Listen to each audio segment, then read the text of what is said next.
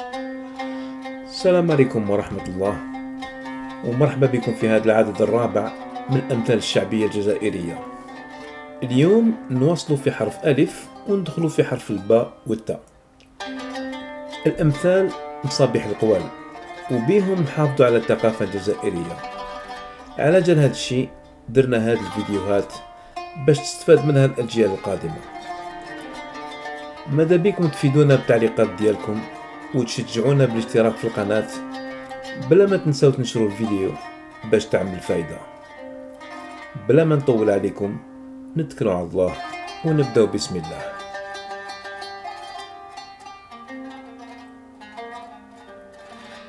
اللي طاح في الواد ما يخاف من الشتاء.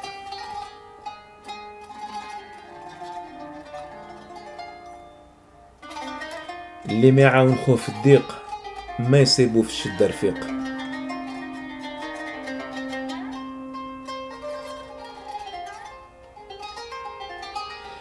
اللي ياخد راي دلالو لا ربحه ولا راس مالو.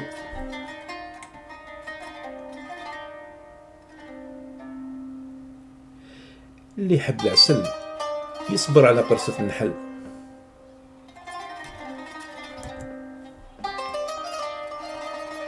المثال مصابيح القوال.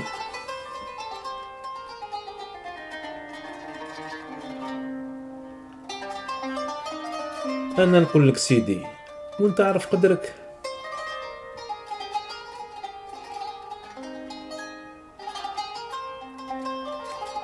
انت تزرع وغيرك يقلع.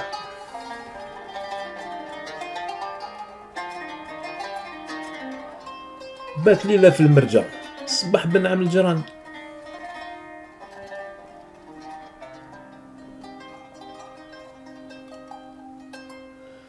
بارك الله في من زار وخفف.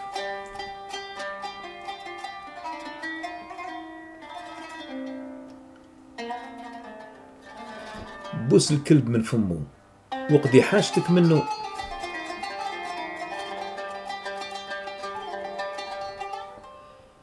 بيضة اليوم خير من دجاجة غدوة.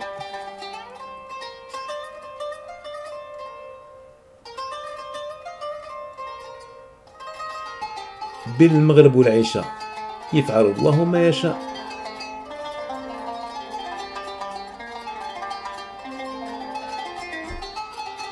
تازيل الذليل يترجل لك.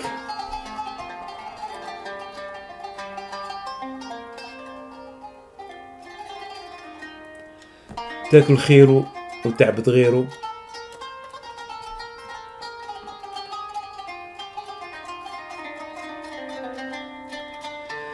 تبديل السروج راحة.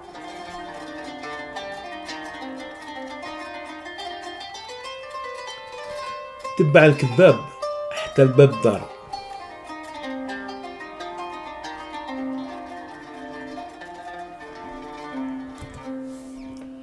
التحوس في البلدان رياسة، ومعرفة رجال كنوز، ومخالطة نساء نجاسة سوى شابة ولا عجوز.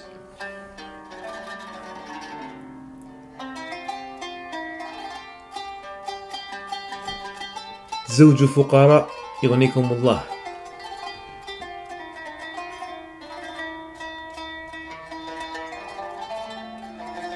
تسبب وربي يعينك. تعدى على واد هرهار وما تعداش على واد ساكت.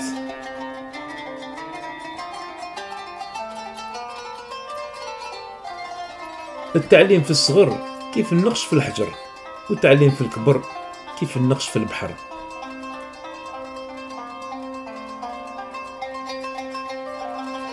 التكبر على أصحاب التكبر عبادة.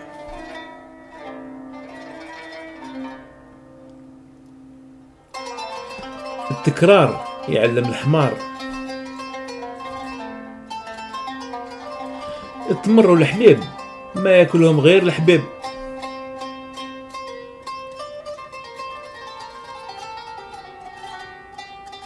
والحديث قياس. وإن شاء الله نتلاقاو في عدد آخر من الأمثال الشعبية الجزائرية. نقول لكم يا منعاش والسلام عليكم ورحمة الله.